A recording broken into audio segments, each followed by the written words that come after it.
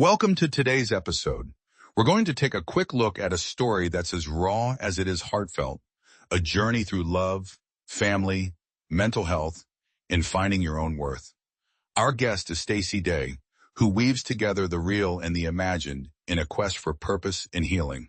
Stacy, thanks for joining us. Thanks for having me. It's great to be here. There's something both terrifying and freeing about putting your inner world on display, especially when it's as tangled as mine.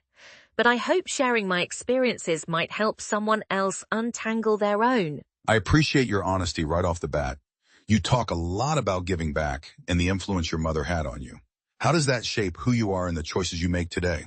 My mum was the core of everything for me. Even now I'm chasing that sense of approval, craving that enoughness from her, even though she's gone.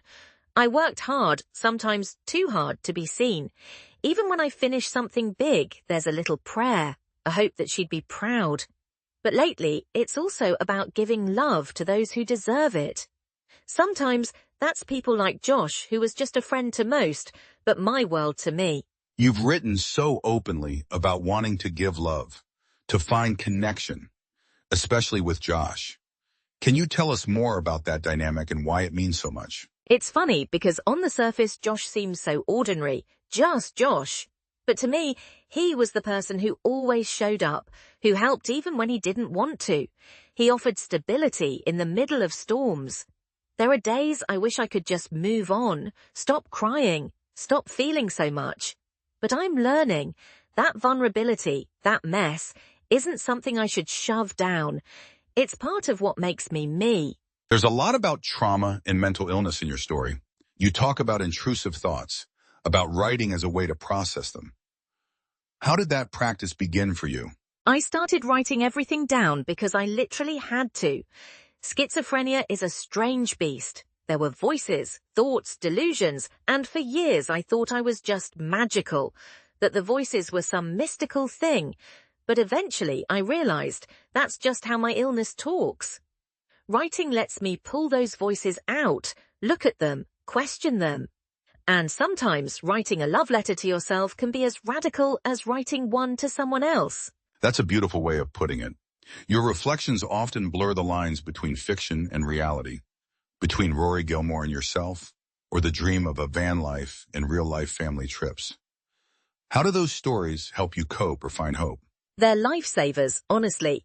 When life gets too overwhelming, I can escape into an imaginary road trip with old friends, or reimagine relationships in the style of Gilmore Girls.